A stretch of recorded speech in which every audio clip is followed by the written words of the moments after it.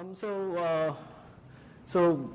this workshop, we've been mostly focusing on 1D tensor networks, and I just thought I'll show at least the pictures for some of the tensor networks available for 2 dimensions as well. But yeah, that's the most I'm going to talk about 2 dimensions. Show these pictures. So on the left-hand side are the popular tensor networks we've been talking about for 1-dimensional systems, and right-hand side is 2-dimensional. So this is the MPS. This structure can be generalized in a very natural way to what is called a tree tensor network. That's what this is. And this is the Mira. This is what I'll be talking about today.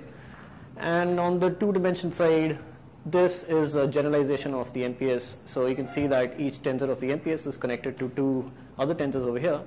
And over here, each tensor of the PEPs, this is the PEPs, is connected to 4 other tensors. And once again, you have these free indices coming out from each tensor, and these correspond to a site on your lattice. And this probably doesn't look very insightful, but it's the 2-dimensional version of the Mira.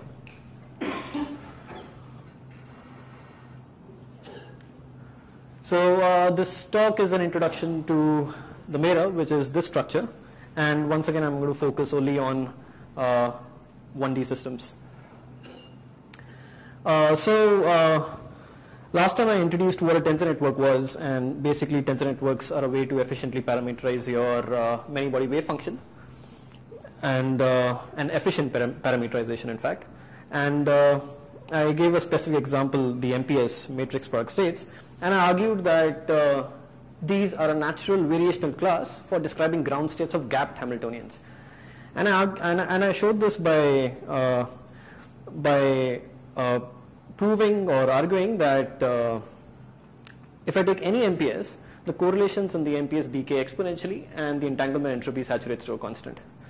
So today I'm going to talk about this structure here and argue pretty much on similar lines that this structure is a natural description for ground states of critical Hamiltonians.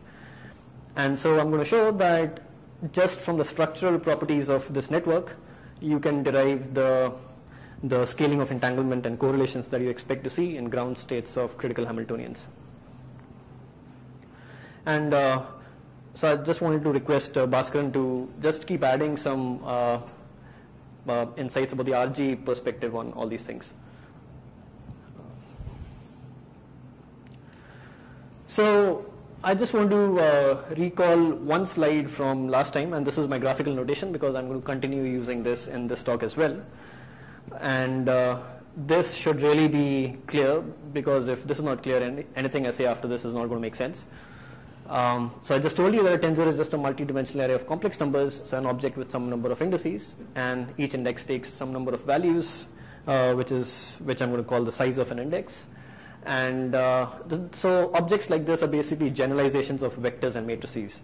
So, and I'm going to graphically represent a tensor by a shape such as a circle and some lines coming out of it. So here are some examples. A ket, I'm going to draw a ket like this, a bra like this.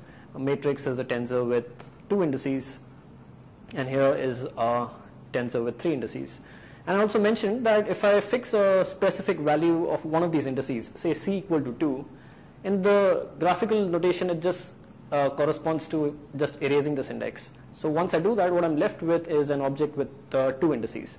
And that's a matrix, and it just corresponds to selecting a matrix from this collection of matrices here. So the same thing happens over here. If I fix a equal to 2, I'm left with an object with just this open index. That's a vector, and that corresponds to the second row. And if I fix both, that corresponds to a complex number. So fixing indices leads to erasing indices from the diagram. And now I can reverse this game as well. Given a matrix, so object with 2 indices, I can append an index which takes only 1 value without changing this object. So given any tensor, I can append these dummy indices, so indices with size 1, and that's just effectively another way of looking at the same object, and doesn't change, so it still looks like a matrix. And I also mentioned that there's a simple rule for estimating the cost of all these contractions that we keep doing. And the rule is if So you look at the diagram for the corresponding contraction and identify the sizes of all these indices which appear in the contraction. And simply the product of these sizes would give you an estimate on the cost of the contraction. So at some places I would be interested in estimating some costs, so this is going to be useful there. So then let me tell you what the mera is. So a mera belongs to a subset of the many-body Hilbert space where the where the many-body wave function decomposes like this. So recall from last time that this tensor over here with n indices is just what I'm calling my many-body state. It's just a graphical representation of the many-body state. And each index over here corresponds to a site on my lattice, and there are n such sites. And since this guy is a decomposition of this, the number of open indices have to match on both sides. So then each open index of the mera corresponds to a site of the lattice, and then there are n such sites. And then once again, the size of all the internal indices that appear here is bounded by some chi, which I'm going to once again assume to be independent of n.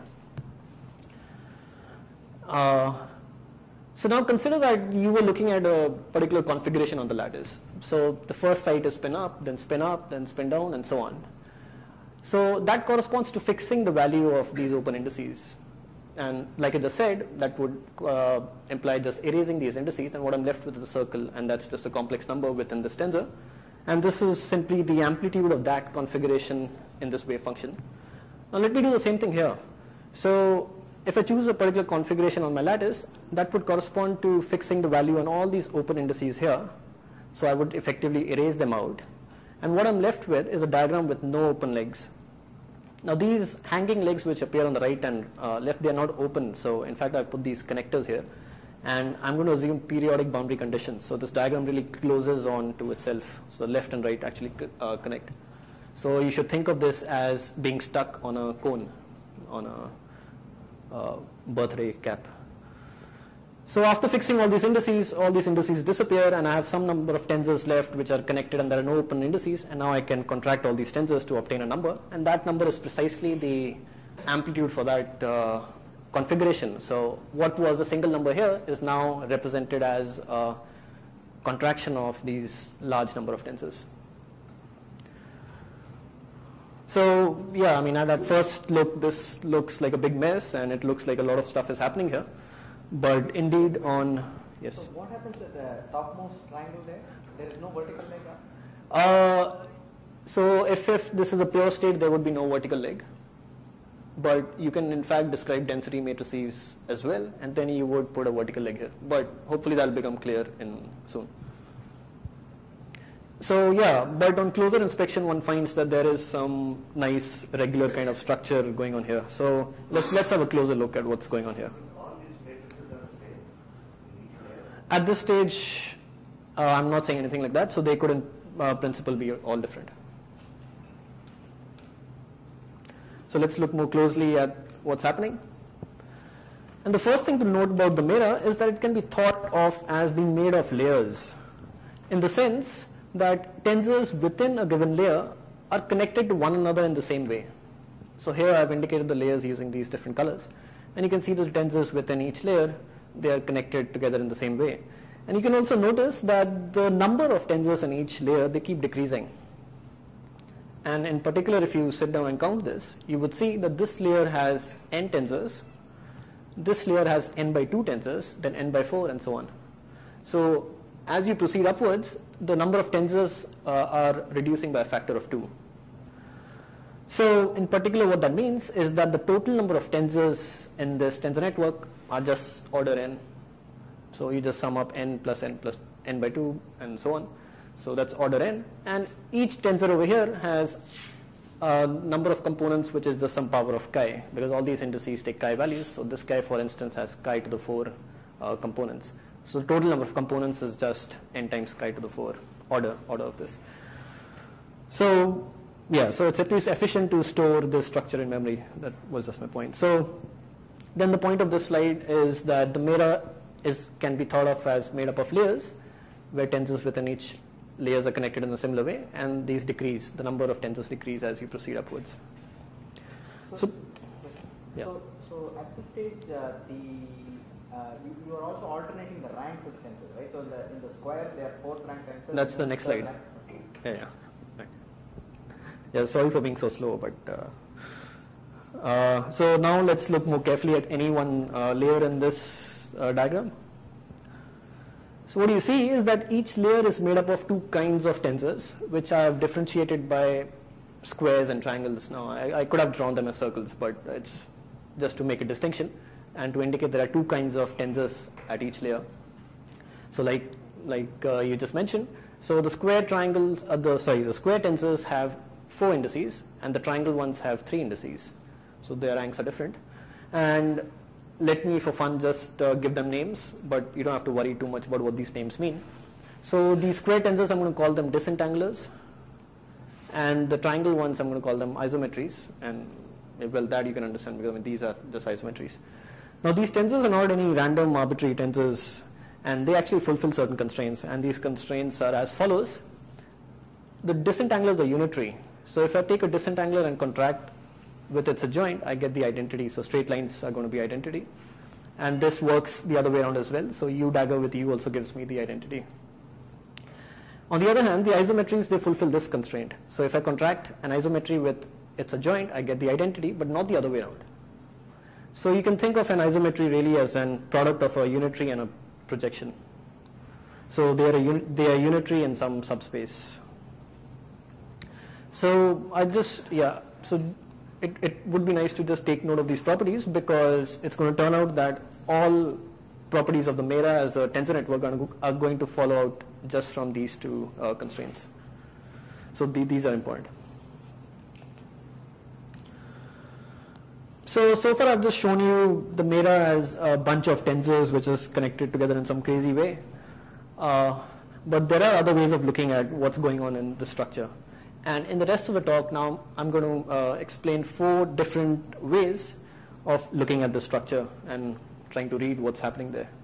So I will tell you that the Mira can be seen as a co-screening transformation, or as an efficient description of ground states of local Hamiltonians. And this, of course, is going to be my focal point. But I will also show you that it can be seen as a quantum circuit to prepare certain states on a quantum computer. And then I will very briefly mention this connection to the ADS-CFT correspondence. So let's start with the first perspective. So the Mira as a co-screening transformation. So co-screening transformation is just a transformation that allows me to systematically view my system at different length scales.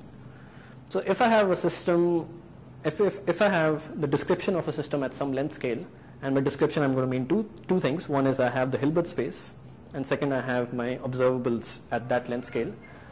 I could be interested in knowing the description of the same system at a larger length scale.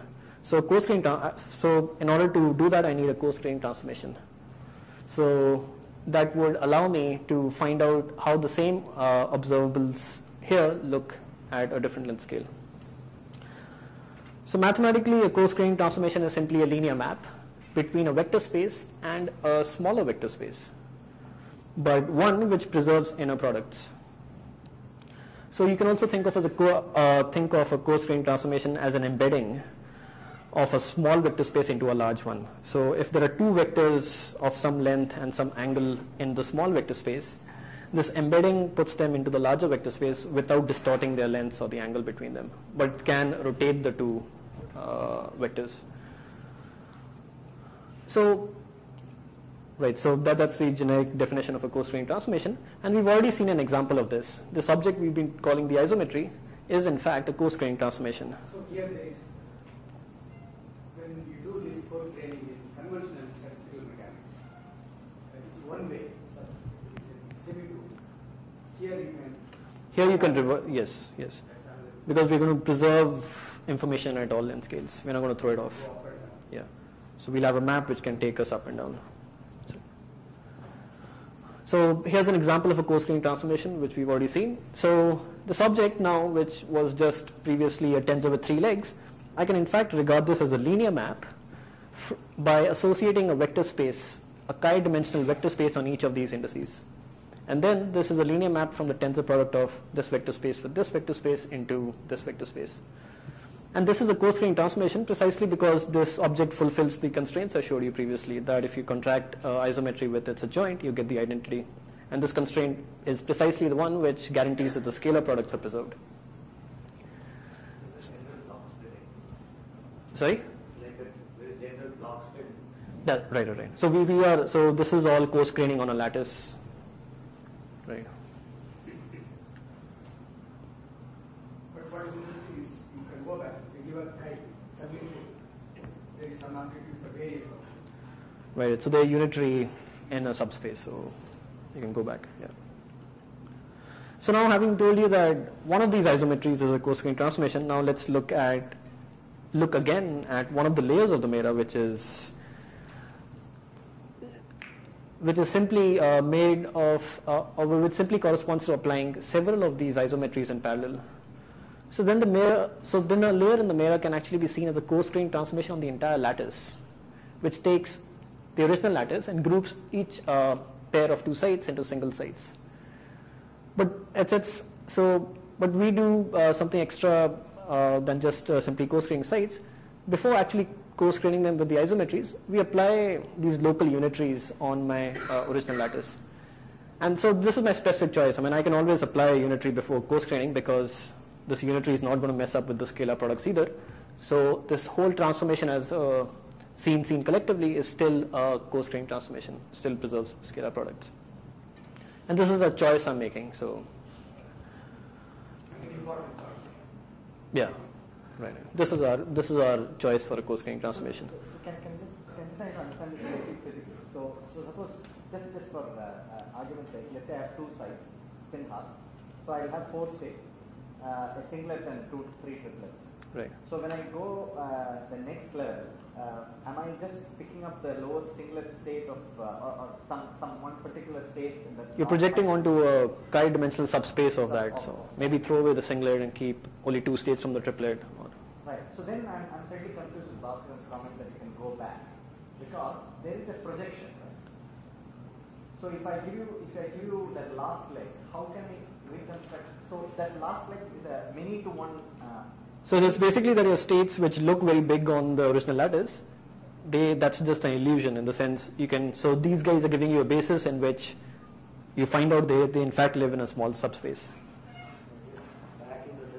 So given the tensor, become a subspace back onto some. Right. So given the tensor, you uniquely get the amplitude for whatever you want at the bottom. Given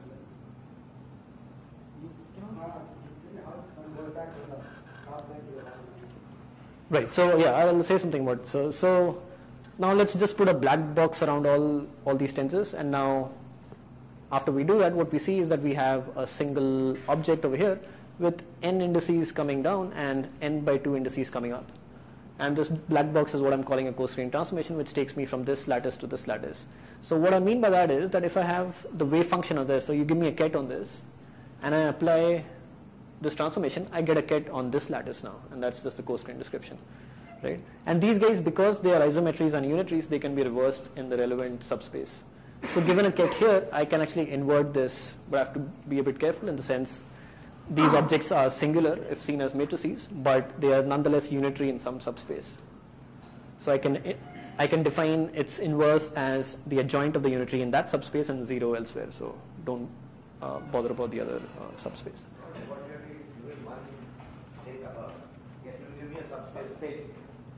Sorry? Right, but from which it comes. That's right. That's right. I want to comment Yeah. because I have a lot of confusion about it. So you think about it as a quantum set. I would say that. Right. Maybe it's good to repeat. So you give any input from at the top. Then the circuit will give you with some probability amplitude various inputs.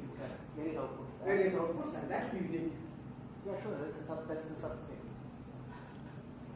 Right. That's the sense in which you get. Yeah, so if you come from a site over here, you will go to 2 sites here. But going this way, you will always go to 1 site. So that was co-screening in the sense of wave functions. So if you have so that's how the lattice itself looks like under this transformation.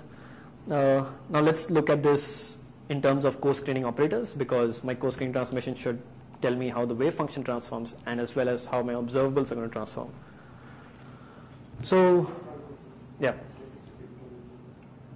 What is the idea of square tensors? What is the physics? I'll come to that. In principle, go from the triangle. Yes, yes. But this is a choice I'm making. I'm inserting this additionally. Right. So all these triangles taken on its own also define a co-screening transformation. But I'm going to insert this at this point just out of the air. You explain why you are. The motivation will hopefully become clear by the end of the talk. It's like the density matrix, right? You choose the height as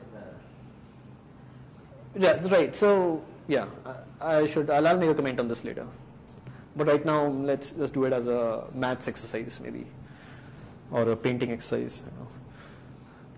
So let's say, so this is an operator that acts on our original lattice. It's a local operator, so this could be a term in your Hamiltonian, a three-body term, and its identity elsewhere. And what we would like to find out is how this operator looks like on the co-screened lattice, and by means of this co-screening transformation which we've defined. So how I'm going to transform this is apply the co-screening transformation here, and it's a joint here. That's how operators transform, right? So I've applied the co-screening transformation. So you should really see this as a big black box, if that helps, which is acting on the entire Hilbert space, and this is the adjoint of this. Now, so in order to find out, so now these open indices over here, they are identified with the sites on the co-screened lattice. So if I contract this guy together, I'll get something with indices that live or which are associated with the co-screened sites. That's my co-screened version of this operator.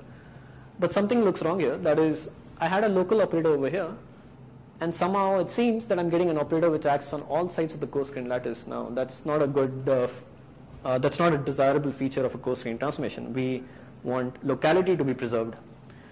So, and we expect that nature respects locality at all length scales. So local operators should really map to local operators. And we see indeed, if we look closely, that that's what happens here as well. And what comes to rescue are these favorite properties of these tensors. So the disentanglers are unitary and the isometries are isometries. So you would notice that several disentanglers are connected to their respective adjoints. So evoking this property, these guys are going to cancel out. So these disentanglers. And once they cancel out, they are going to leave certain isometries that are going to be connected to their adjoints. And then I'm going to evoke the second property and cancel them out. So really the previous diagram was just, there was a lot of hoopla which didn't matter, and a lot of cancellations were possible. And in the end what you're left with is this small set of tensors that you have to contract, and there's no escape from here, so you just have to sit down and do this. And once you do that, you get a three-body term. So your three-body term on the original lattice is co-screened into a effective three-body term on the co-screened lattice as well. So that's what we wanted, and we wanted that as a feature in our co-screening transformation. And let me also just mention that in order to co-screen our operator, we just had to actually make this contraction, and all the other contraction we didn't have to actually make it. We got it for free. So the cost of doing this contraction is once again just some power of chi. The power itself is not important. The point is that it's independent of the size of the system. So it's some constant cost. So I just want to mention that as an aside right now. So just for, suppose you do the same thing with the MPS. Probably you did it already. Similar things will happen also. Okay. Right. So here, so the MPS also can be used to define a co-screening transformation. So here we are putting two sites into single sites. So in MPS, what it's doing is it's first putting two sites into a single side, then adding one side, then adding one side, and then adding one side. So it's a tree with only one branch, so to say.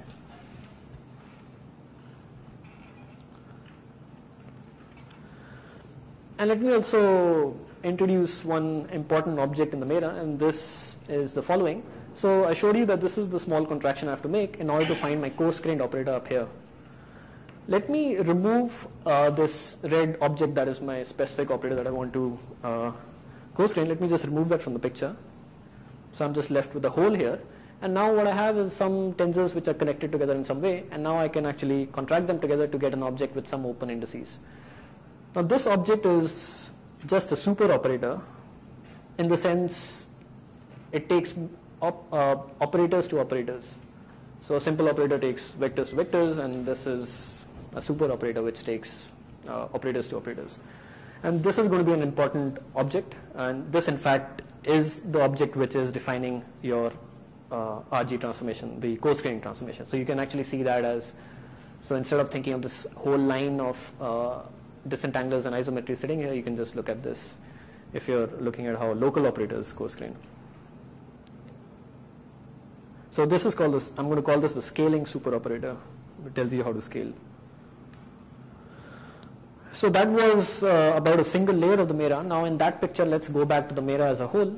So what you see is that the Mira is just a concatenation of several of these co-screening transformations. So you start out with a lattice here, and then you obtain a co-screened lattice by applying one set of these unitaries and isometries. And then you do this. So at this stage, you have already half the number of sites, and then you apply these set of disentanglers and isometries to get another co-screened lattice, and eventually you reach the top where you're left only with 2 sites. So this is the effective description of the entire lattice, but just in terms of 2 sites. So as a description of a many-body wave function, what the Mira really is the description of the wave function at various length scales. So it resolves the wave function into length scales in the following sense, that if you look at the Mira as it is drawn here, considering all the tensors that appear in this drawing, then that is the wave function that lives on this lattice. That's how the wave function looks like on this lattice. But now let me erase all these tensors in the first layer. Let me just erase this layer, and I'm left with a reduced Mira. So starting from here and ending over here, that's still a Mira. It has the same structure, but now it's reduced, fewer number of layers. And that,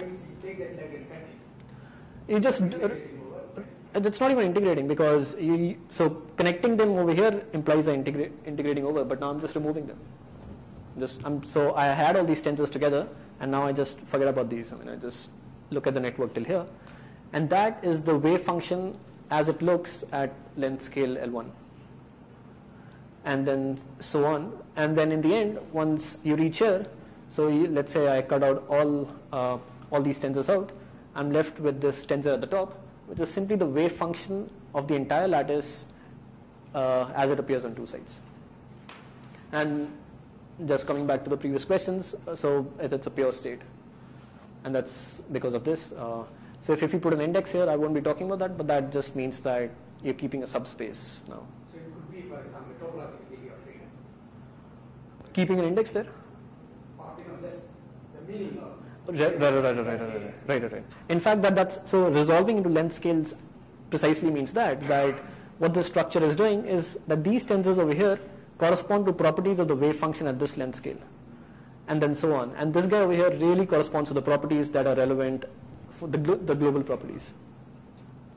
And in fact, people who've used this, let's say, to find the grounds, to represent the ground state of the toric code or other topological models, they end up seeing that all the information is really encoded in this top tensor. So that means that if I have a total there and the high level operator will come down to a highly non-local operator. Right, exactly. So that means if I have a topological degeneracy of n, the final answer will be 0, 1 to n minus 1. Sorry, say that again. That is, if I have a system with topological degeneracy n, Right. that means when I reach the topmost state, I will get some number from that will answer will be one of the numbers from 0 to n minus 1 or 1 to Right. And in fact, this tensor can be used to calculate the topological entropy. You just need this tensor. That's what I'm just trying to say. So that was about what the Mira has to say about in terms of the wave function. That's a resolution of the wave function in terms of length scales. Let's think of the Mira now in terms of the co-screening transformation on operators. And then we can simply see that the Mira defines an RG flow of these operators. So if you have your Hamiltonian on the bare lattice, by applying this co-screening transformation a number of times, you can see how your Hamiltonian looks like at various length scales. So, and this, you can do this for any operator, so you can look at the RG flow of any operator.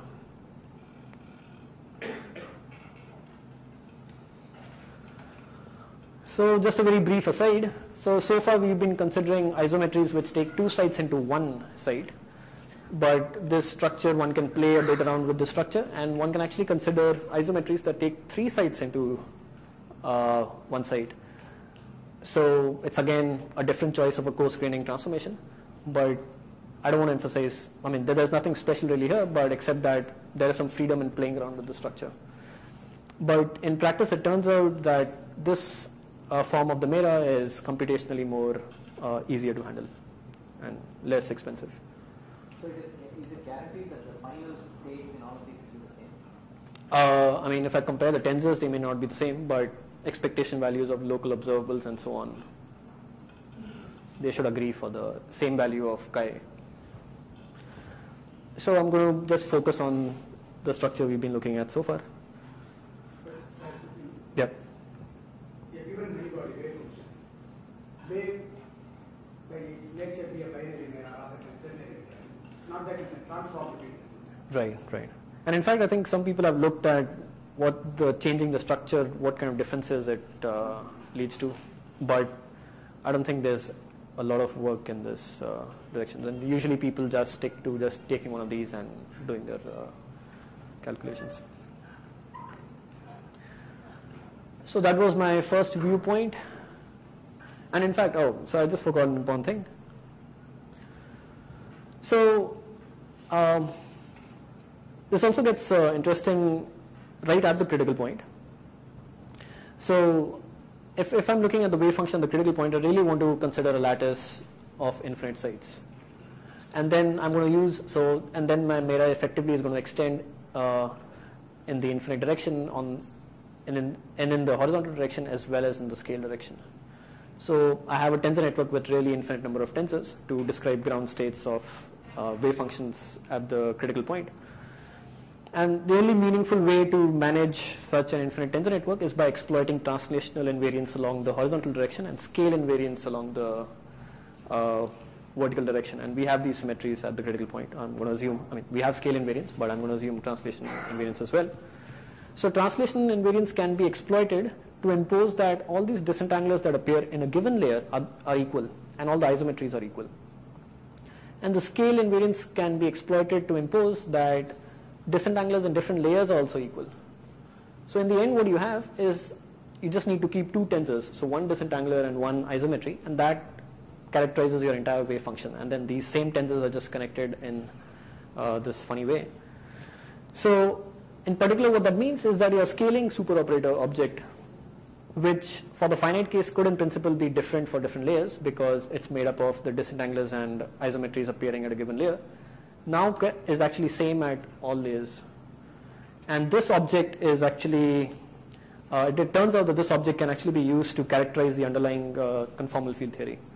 So you can find out the local scaling operators, which are operators which are just mapped to themselves under the scaling transformation. And they're simply the eigenvectors of this scaling operator. That's just an aside if someone's interested in that. So, and in this talk, I'm going to really be just looking at the infinite version of this mera. So the next viewpoint is looking at the mera as an efficient description of ground states of critical Hamiltonians on a classical computer. So this is a main problem that we've been looking for so far, even with the MPS. So let me just say something about that. And really what I want to argue here is that it's an efficient description. So we've already seen that the total number of components in the mera grow linearly with n. So it's efficient to store the mera. Now let's just see whether it's efficient to extract expectation values from the mera. And it's quite straightforward to see that it is. So this is the contraction I have to make. And this is similar to the kind of diagrams I do with the MPS as well. So I have the ket here. This is the ket mera. This is the corresponding bra. And my operator in between, so all the other edges are just summed over. So I have to contract this, and this gives me a number. So once again, these dangling edges over here, they're not open, they're closed, connected together. So indeed, by contracting this, I get a number, and that's my expectation value. So I'm interested in finding out what the cost of this is. And the simple trick I can use is do this contraction layer by layer. So start at this operator, and first just contract it with this layer, one layer above it, and one layer below it. And this is nothing other than just finding the coarse-grained version of this operator. So then I can remove this segment and just replace a co-screened version of this operator and then repeat that procedure. And I've already shown you that co-screening has a constant cost, just some power of chi, and there are log and such steps. After which this operator is going to become just a two-side operator here, and that is a trivial contraction. So the total cost is really, it scales as log n, so it's even less than n. But the other way of looking at the same contraction is that, let's not do it layer by layer. Let's in fact look at what happens when I try to contract this together in one big shot. And by using the properties of the disentanglers and isometries, what you find is that several of these disentanglers cancel out, and then once they cancel out, several of the isometries cancel out, and so on. And in fact, what's only left in the contraction are tensors which lie in this shaded region. This is called the causal cone of the Mira, and what it's precisely answering is that if I want to compute the reduced density matrix of this side, what are the tensors in my tensor network that contribute towards that reduced density matrix? So that's the answer is that the tensors lying within this causal cone.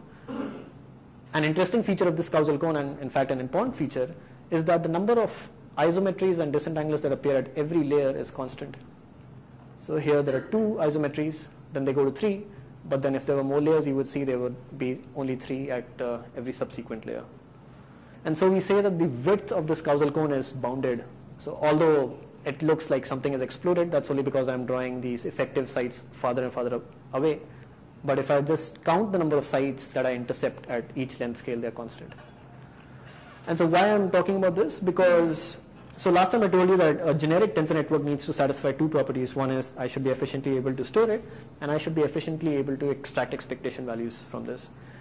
Now, this picture of this concept of the causal cone from the Mira, that can be generalized to tensor networks.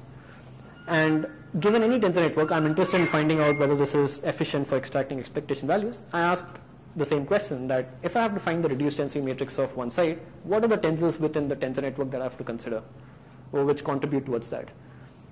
Or in other words, I have to find the causal cone of that site. And if that causal cone has a constant width or a bounded width, then that structure would be efficient. So this is just, yeah. So this is just a aside.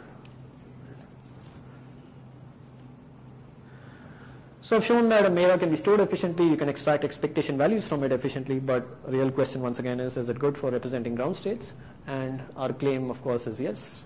And in fact, it's naturally suited for describing ground states of critical Hamiltonians. So remember what I told you about critical Hamiltonians? The correlations decay polynomially with the distance between the correlators, and the entanglement entropy grows as log L. Sorry?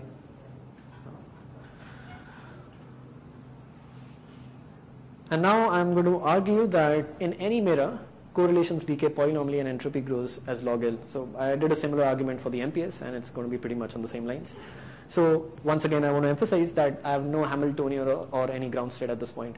So I just pick up any Mira from the Hilbert space, and this could be just fill in some random values in these tensors and look at how correlations decay. And I would observe these. Yeah. So the distance between them is L, so L to the power some negative exponent. So let's look at correlations, and once again I'm going to consider the infinite Mira, so this really extends to infinity on both sides and even in the vertical direction. But the vertical direction is, we don't have to really go to the infinite, we really don't have to go to the infinite size. So this diagram is just like the previous diagram for computing expectation values, except that you now have 2 operators, and now that is my infinite ket Mira, and that is my infinite bra Mira, and all these other indices are going to be contracted. Now if these are separated by some distance L here, so let's put a black box around them, so it's going to be some LL site operator here. After co-screening, it's going to shrink and become some, let's say L-1 or L-2, or yeah, it's going to shrink, and then exactly after log L steps, it's going to become a 3-site operator in this co-screening transformation, and then after that it's going to remain a 3-site operator. So let rho be the reduced density matrix at that length scale where it becomes a 3-site operator. And simply the value of this diagram is the trace of rho times the coarse-grained version of this black box. And what is that? It's just my original operator, and I've applied the scaling superoperator log L times. So 1, 2, and so on. So log L times, and then I simply eigenvalue decompose this scaling superoperator, and you can quickly argue that this value can be approximated as lambda to the log L, and lambda to the log L can be rewritten as L to the log lambda, and lambda can be shown to lie between 0 and 1 if the wave function is normalized, so that means it's a polynomial decay in correlations. So this is following strictly from this structure and the structure of the network and these properties, that the fact that these things cancel out, they play an essential role in this. So quickly let me show you the same argument for the entanglement entropy. So once again we're interested in finding out the block entropy for a block of L contiguous sites on our original lattice, and we want to show that this entropy is proportional to log L. And in fact the statement is equivalent to making a statement about the rank of this reduced density matrix, that in fact the rank is some constant to the power log L. So you can just believe me right now that if this is true, then this automatically follows. So I'm going to prove this version. So in order to find the rank of the reduced density matrix, I need to first find the reduced density matrix. So let me, and it's pretty straightforward to find the density matrix here. So what we see is that if I'm looking at a block of L sites here, once again after log L steps, it's going to become a block of 3 sites. So let rho be the corresponding reduced density matrix again. And now I can derive the reduced density matrix here simply from this guy over here by reversing my RG flow. So I do it once. So I'm fine graining now. I do it twice, and in general I would do it log L times till I reach my original lattice, and I have to trace out everything which lies outside my block. So now I can contract all these tensors together, and I'm left with an object with L open legs above and L open legs below, and that's just the reduced density matrix for my block. But I'm really interested in saying something about its rank. So let me not contract all these guys together in one shot. Let me partition this diagram into 2 pieces, and then contract all the tensors lying above this partition into a single tensor, and similarly all the tensors lying below it into a single tensor. So what I end up with is something like this. So this is nothing other than that's a decomposition of my reduced density matrix into 2 pieces, into 2 pieces. And I mentioned this last time that the size of this index simply the rank of the reduced density matrix. So we just have to estimate the size of this index, and the size of this index is precisely the product of the sizes of all the indices which intercept this horizontal line. And the only important thing to notice here is that every layer in this fine graining transformation contributes 2 such lengths. So there are log L such fine graining transformations I have to do in general, so there will be log L such links that I have to cut. So, and then I just multiply them, they are of size chi each. So I've shown that the rank of the reduced density matrix is just some constant to the power log L. That's what we wanted to show, and then this follows straight off. So in any Mira you see the scaling properties that you expect to see in ground states of critical Hamiltonians. So that's not a proof of anything once again, but it's encouraging that to at least use the Mira as a variational ansatz for finding these ground states. So one usually proceeds in a similar way to DMRG or some other variational algorithm, in which you start with a random Mira and say, oh, that's my ground state, and then modify a few tensors such that the energy is lowered, and call that your new ground state, and then repeat this procedure until you converge somewhere, hopefully close to your real ground state. So if I know the critical properties exponent, then when I construct a Mira, which will always be the same. Right. So once you have the Mira for the ground state, you can actually compute the critical exponents and even other exponents and a lot of information. Even the exponents. Can I? Yeah. Okay. The inverse. No, I don't think so.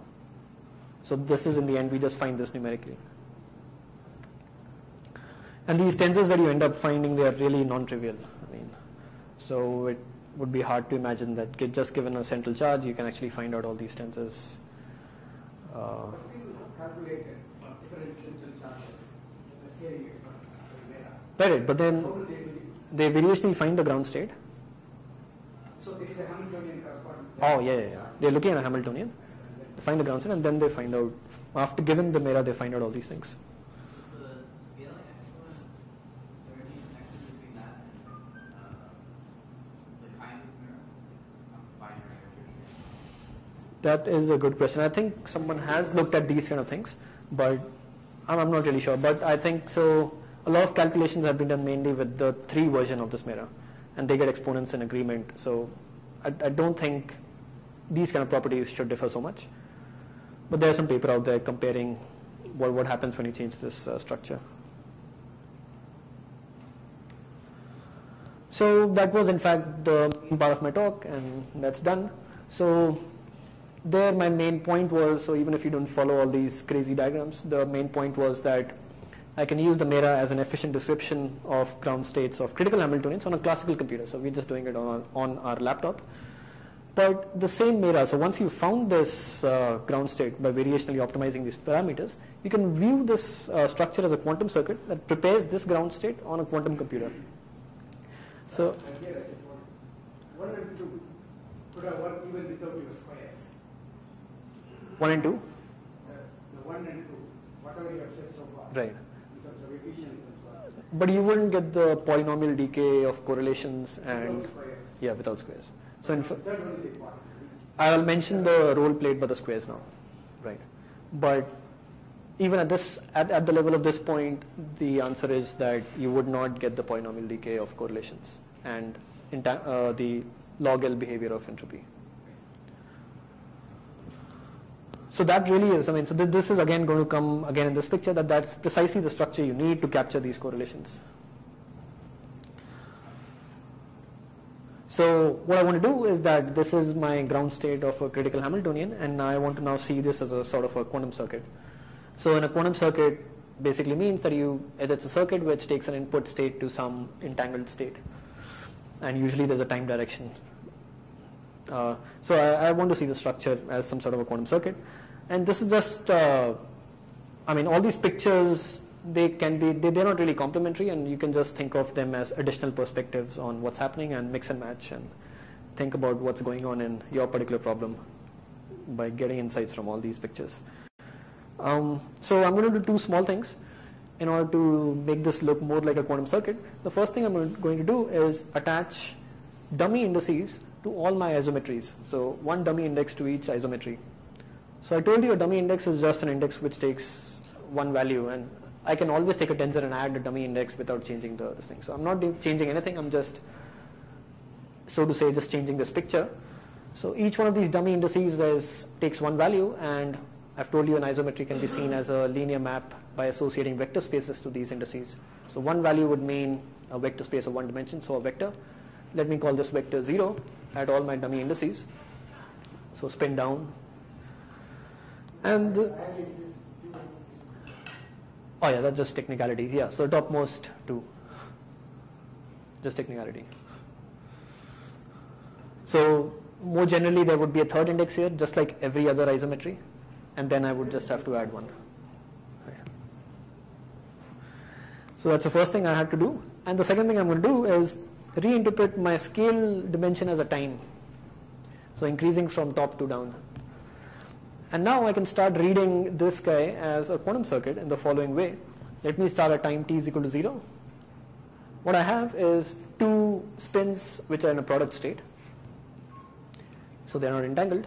And then I just pass them through this isometry, which has the effect, it's a unitary gate, so it has the effect of entangling them. So I get these 2 outputs which are basically an entangled state. And once I do that, I add 2 fresh qubits here, and then entangle one of the fresh qubits with one of the pre-existing entangled qubits, and same on the other side, to now get 4 qubits in the output which are entangled. And I keep doing this. So at any level here, or at any time step, if I have a state of L entangled qubits, I add L fresh entangled qubits and entangle them to the pre-existing state by these local unitaries. That's the important point, that at each step I'm just using local unitaries, and that's the kind of quantum circuits you want to look at. So if this picture is not very, it's not very appealing as it's drawn here, what you can just do is pull out all these blue lines, just pull them up so that all the zeros lie in one straight line. And then that's just a product state of n qubits. And by going, so basically what this Mira is doing, but all these gates are simply entangling, adding entanglement at every length scale, and what you end up with is an entangled state of n qubits. So the Mira prepares an entangled state starting from a product state, and this entangled state is precisely your ground state, and that's because you have found out your tensors that correspond to the ground state. So also, since blue lines are dummy indices, in principle you could start with any product state. Right. The quantums could be so efficient to give you the final. That's right. So it could be qubits or even higher spins. Right. I see. Right. So yeah. So seen from top to down or in increasing time, it looks like so the Mira is creating an entangled state by adding entanglement at different time steps or different length scales. Let's just look at the same thing back in time, and this is just the inverse picture. That what the Mira then is doing is taking an entangled state and giving me a product state. So back in time, it's removing entanglement, and how it's removing it? It's removing it at different length scales. So removing some entanglement here, so these gates, and then some entanglement here, and some entanglement here, and so on. And that's the motivation of calling these guys disentanglers in the other picture, because there we are really concerned with the scale dimension going from bottom to up towards the top of the board. So, so does that answer your? So you had a question about why these are. So these are disentanglers, and they're removing entanglement. So if I had a pair of several singlets, this is my state. Suppose I were not to use the disentanglers, and I just use these isometries. So I just co-screen these guys, and let me group these guys into one and these guys into one. Right? The point being that I don't know what the state is initially, so I could be grouping my sites this way. So then what I get is a state which is basically entangled like this, and then any more grouping of these sites is not going to remove this entanglement. So if I group this over here, I will still have correlations flowing out from the boundary.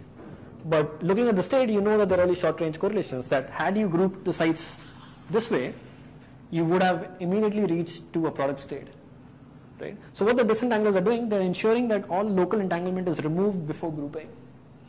So disentanglers act on these sites and these sites and these sites, and what they will do is they will first convert, so remove entanglement and give me a product state, and then I will immediately, after applying one layer of disentanglers, end up with the product state. And then this grouping, it doesn't matter how I group these sites, I'll always get a product state in the next step. So in practice, let's take the same point. When I get this, when I disentangle, what will I get? I will get two parallel. Product state, yeah. So let's say for a singlet, you can apply, let's say, the C0. So the C0 gate will give me a product state of the spins.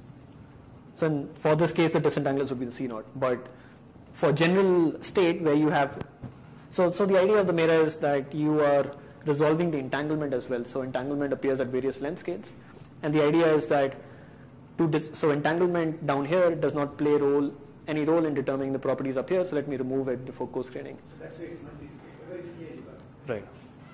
And that's why so. It's very crucial. Right. No. So is that more clear? So that's why you call it as entanglement. So it's called entanglement renormalization, this particular scheme of co-screening, because you're renormalizing the entanglement before co-screening. And if you didn't do that, you could have situations like this where you could be looking at the wrong, so you would get some Hilbert space here, but that would be your effective Hilbert space, but you would require keeping many more states. So this has support on, let's say, a 4-dimensional Hilbert space, and this would remain that way all the way up. So no matter how many times you group your sites now, you cannot remove away these bonds. But in principle, you know that shouldn't be the case. So let me just try to construct the Mira. Suppose you give me the wave function. So what I would do is, my initial Hilbert space is spanned by the site things.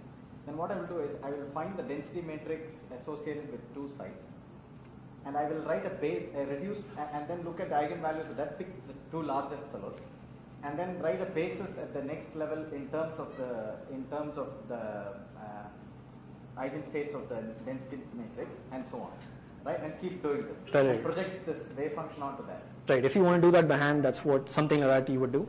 But then I also have another question, related question. So suppose I'm away from the critical state. Then what will happen is this will truncate and will become a product state at Exactly. finite. Exactly. Right. And otherwise It'll just keep going. There will be the same number of density matrix eigenvalues of the same magnitude at all scales. Exactly. Exactly.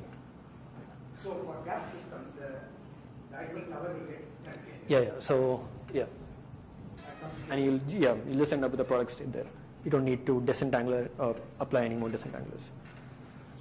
So yeah, that's enough. matrix product state is completely different. That's right. That's right. But that would be a trivial matrix product state of.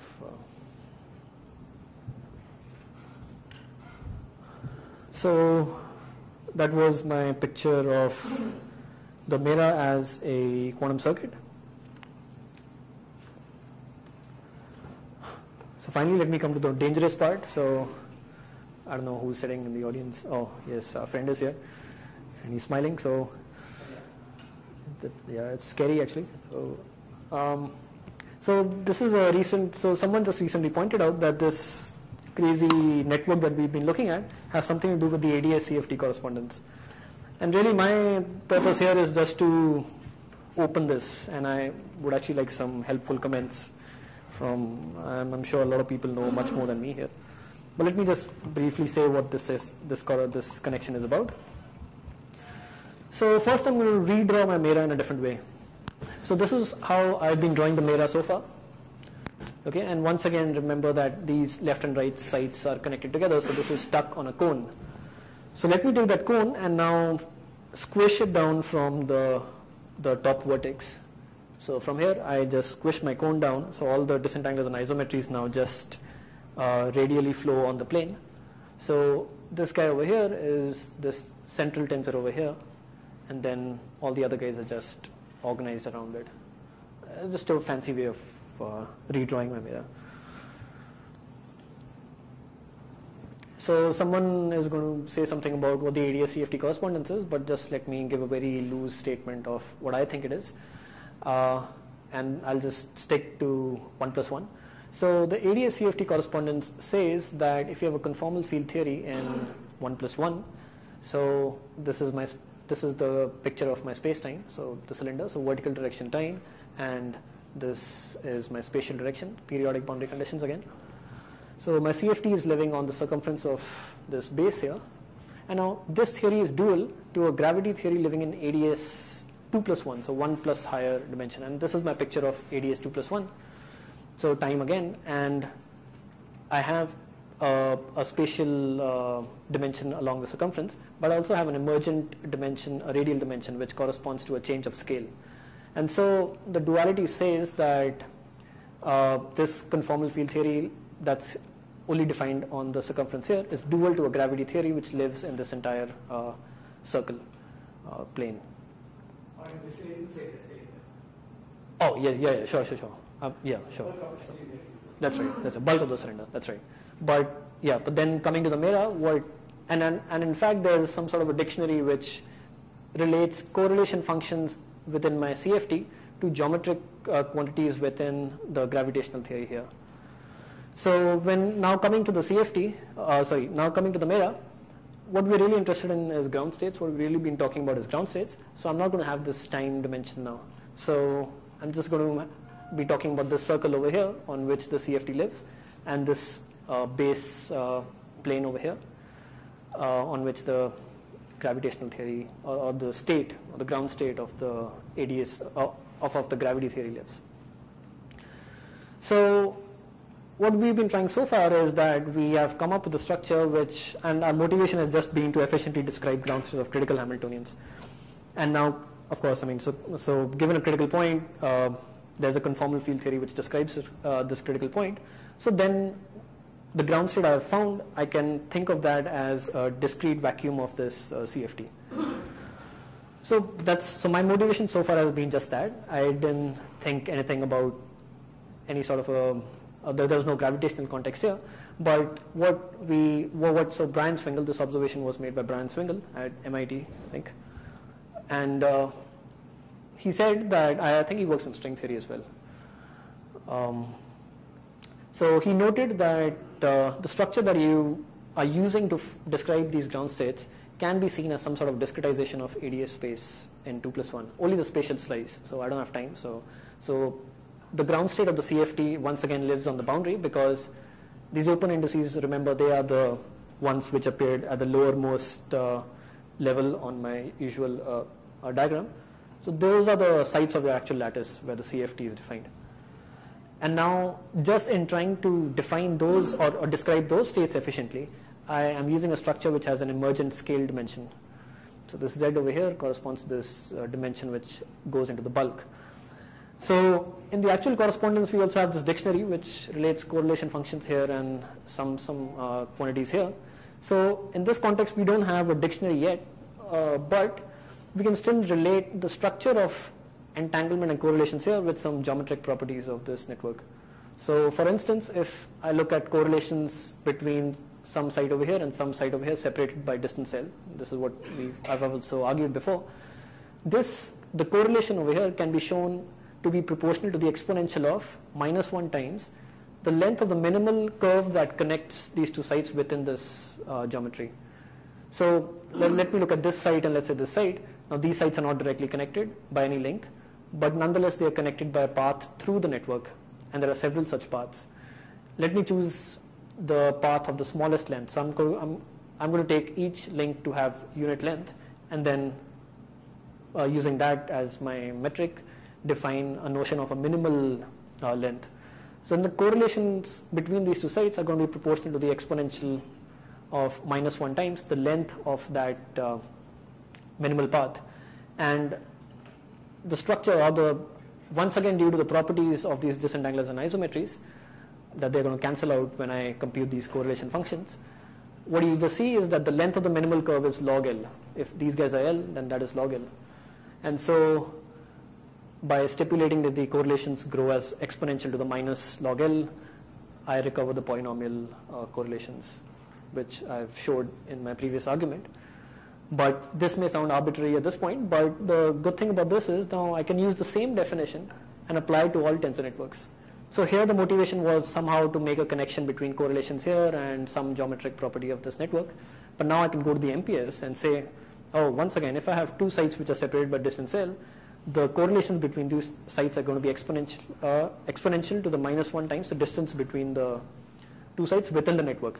And in the case of the MPS, there's nowhere else to go, so the distance is just L, if that's separated by L. So it's an exponential decay with the distance between the two sites. And this, you can similarly classify the entanglement correlations in PEPs and all the other tensor networks I showed on my first slide. So very loosely speaking, that is the end of the connection. But before concluding this talk, I wanted to show one more connection of the Mira and geometry, but just hoping that it will have something to do with this, something more to do with this ADS CFT business, but perhaps it doesn't have, so maybe that would be another open question. And that is a connection between Mira and spin networks. And this connection really is between any tensor network and spin networks, but here our discussion is Mira, so I'm going to just focus there. So a spin network is just a graph with edges labeled by irreducible representations of some group. I'm going to just stick to SU2. And the nodes correspond to intertwiners of SU2. And these spin networks, they keep popping up in several places, and I think the most popular place they come up in is loop quantum gravity, where a spin network is, or the set of spin networks forms a basis for states of quantum spacetime. So correct me if I'm wrong. So now, given right, sorry. So let's say what you call a spin network, yeah. Some kind of amplitude. It's a graph. Yeah. It can have no open indices. In that case, you can understand that to be an amplitude. So it's like a wave function. It can be. So you can describe a wave function as a spin network as well. So these are really states of spacetime, quantum spacetime, in loop quantum gravity. And the corresponding amplitude would correspond to taking one of these graphs and joining it with its adjoint, and then it's a graph with no open legs, once again. and you can contract this number, and it would be some function of the recoupling coefficients of SU2. So to make some connection there, what I'm going to do is that I'm going to take my usual disentanglers and isometries, and these were the ones which fulfilled my usual constraints. These are unitary and these are isometries. I'm going to still have that, but I'm going to impose additional constraints. So I'm going to choose the group SU2, but these arguments are valid for any compact and reducible group. So the constraints I'm going to impose are the following, that the isometries and disentanglers are going to be SU2 invariant. So if I take an isometry and apply, and if I pick a group element from the group and apply it on all these indices, now of course it applies differently depending on whether the index is incoming and outgoing. So there are some arrows going in this direction. So once again, incoming and outgoing. So if I apply these elements as matrices on these indices and contract this diagram, I see that the tensors are left invariant. I mean, not that I see, I'm going to impose, I'm going to choose tensors which fulfill this constraint. So now I'm considering a mera which additionally, in which the isometries and disentanglers, they fulfill these constraints. And the second thing I'm going to do is rewrite my isometries and disentanglers in the total spin basis. So here let me just show the isometries, and the same thing holds for the disentanglers. So once again, I've mentioned that this object can be seen as a linear map between the vector spaces A and B into vector space C. So since we have the group acting on all these edges now, so I can describe this vector space as a linear sum. It can as a direct sum of irreducible representations of SU2. So here's an example. So this vector space is 4-dimensional. It has a singlet and a triplet, singlet and triplet. And this isometry, I've not made any truncation here, but in principle you can have truncation. But so without truncation, I obtain a Hilbert space where I can have 2 copies of a singlet and 2 copies of a triplet and 1 copy of spin 2. So basically, I can label the bases on each one of these indices by 3 numbers. So first I was just using a single number which takes chi values, but now I'm going to use the total spin, the spin along the z direction, and an additional spin, the degeneracy index, which basically helps me distinguish between states in different copies of the same irrep. So why I'm doing all this? So, oh, sorry, I missed out one? Okay, thanks. Yeah, I made this at 2 a.m. last night, so I was a bit dizzy. Right, so I'm just using so this total spin basis on all these indices. And why I'm doing this is because there's a nice theorem called the Wigner theorem, which says that if I have a tensor which is invariant under the action of a group, it decomposes into 2 pieces. One piece has indices now only labeled by the degeneracy indices, and the second one is an intertwiner of SU2. So in this case, it's an intertwiner with 3 indices, so that's just a Clebsch-Gordon coefficient. So yeah, that's just a standard result. And so the key point here is that notice that here my indices were labeled by 3 numbers each, and these guys are labeled now only by 2 numbers. So these tensors live in the degeneracy space of the irreps, and here they are just labeled by the total spin, and that's an intertwiner. So each isometry decomposes like this. Once I've chosen them to be a SU2 invariant, the same thing happens with disentanglers. Here is a more general intertwiner with 4 legs. And now let me take my mera, and since each one of these tensors is SU2 invariant, so each one of these tensors is going to break into 2 pieces, and in the end I'm going to left with, in the end I'm going to have that the mera decomposes like this into 2 pieces, and a superposition of 2 pieces like this, and the sum is over all the spins that appear on all these internal edges. So this guy over here is some network or some operator on the degeneracy space, some coefficients, but this guy over here is a spin network.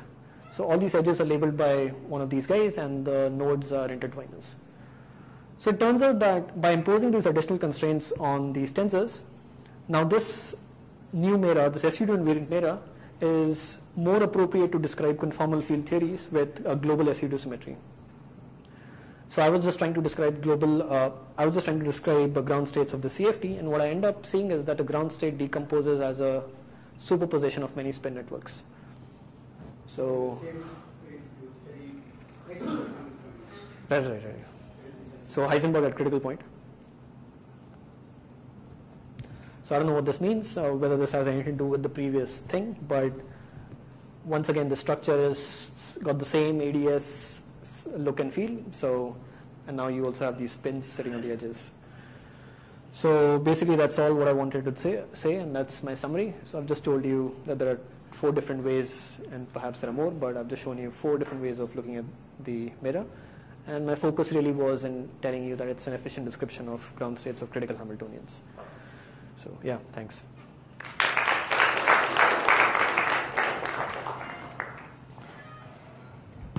So can you go back to that ternary Mira? Oh, okay. Go back a lot.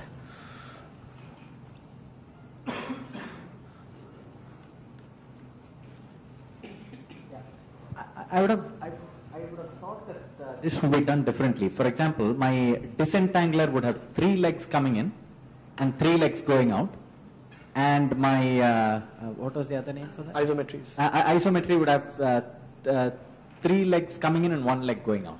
That's another choice, but here we're just keeping the disentanglers the same, so 2 body gates. I see. No, that's another choice. I mean, I see. So the point I just wanted to make is that you can play around with the structure, and for instance, you can look at what happens when you take that structure, but what I would expect is that the width of the corresponding causal cone would increase, which has a direct relevance to the computational cost of manipulating the structure. I see, but the degrees of freedom at the next level, in this choice, yeah, one is like a site and the other is like a 2-body state, right? The degrees of freedom. So all these are just sites on the coarse-grained lattice now. Right. But each one of these corresponds to they are 3 sites. Yeah. Yeah. So each one of these corresponds to 3 sites now on the original lattice. Right, but they're sort of asymmetric products in the sense that some sites are weighted differently. Oh, right. There's no, right, but we have the same problem. So even this structure is not translationally invariant. So if you shift the structure, you don't get this thing. Right, so, yeah. You have a critical system translation invariant, but the entire information about this wave function is within that square object, right? The tensor. Square and the triangle. One square and one triangle. Triangle is just a coarse grading, so that. But that's non-trivial, right? It's a generic thing. It's projecting onto some non-trivial subspace. Okay, so square. So then, in the ADS CFT context, that should basically correspond. That information is the information of the bulk, the gravity action. The coarse graining? Yeah. The No, triangle? the whole thing. Oh, the whole thing. Well, right. That's what we have specified to evolve the wave. Right. But it would be more interesting to, let's say, so I've just shown that how the structure of the correlations can be related to some geodesic structure in this thing. But maybe I could have an expression for correlation functions on one side and some like area or I don't know what, or length or something on the other end. Yeah, that's there. But in this picture, I mean, it's not clear how that works. See, the usual RG, whatever we study, is basically nonlinear. The RG flow there is a nonlinearity inside that. That is because of it depends on the population dynamics kind of things. The next step depends on the previous step. So because of that, we have 2 kinds of fixed points, the attractor and the repeller. So it is the repeller which is more important for us for critical exponents and all. Here I don't see those kind of, I mean you go, it appears to only one side. You don't go, that choice of going in both sides, I don't see it here. So, no, the in fact, nonlinearity business is not coming, even though your starting point is similar. right, but in fact a site over here does go into several sites. So this cone which I showed,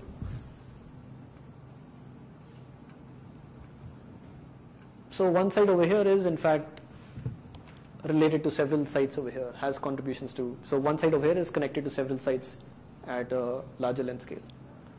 And the other way around as well. So one site over here corresponds to several sites on a smaller length scale. Yeah, but why don't we get both the 2 kinds of flows, either you go towards the attractor or repeller, why you don't get it here? So you're saying why the ascending super operator is only one? Yeah.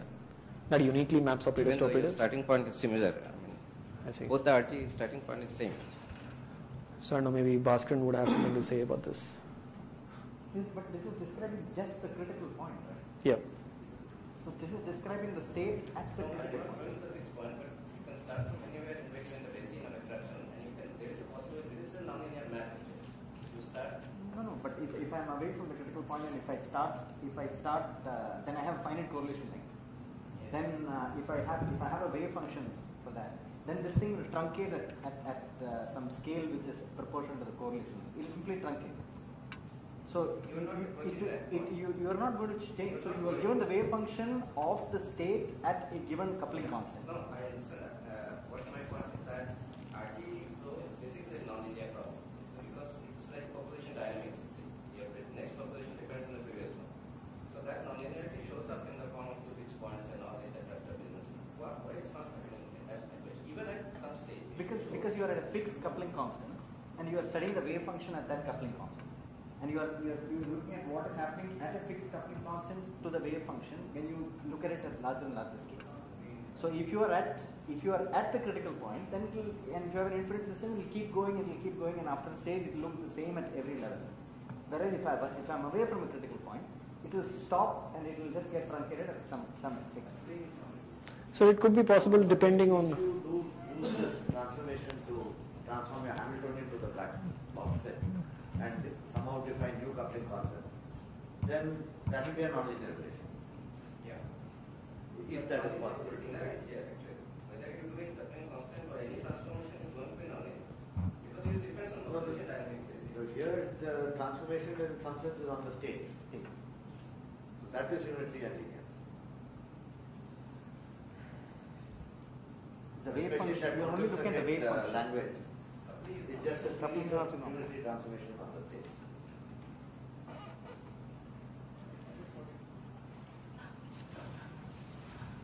Some minor clarification, I just needed some.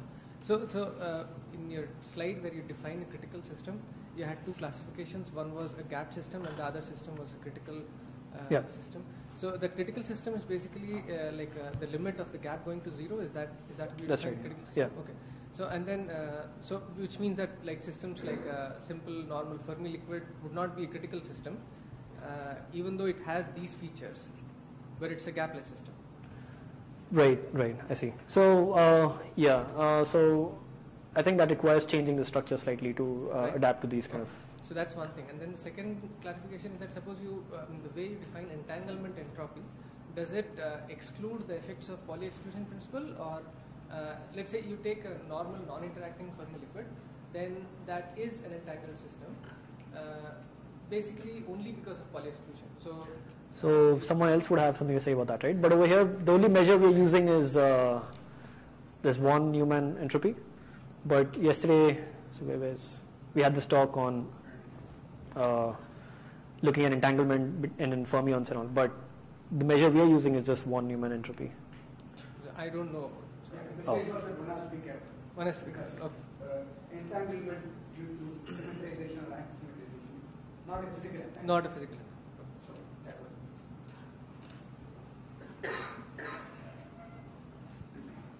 So there are no more questions. Let's thank Sophia again. And,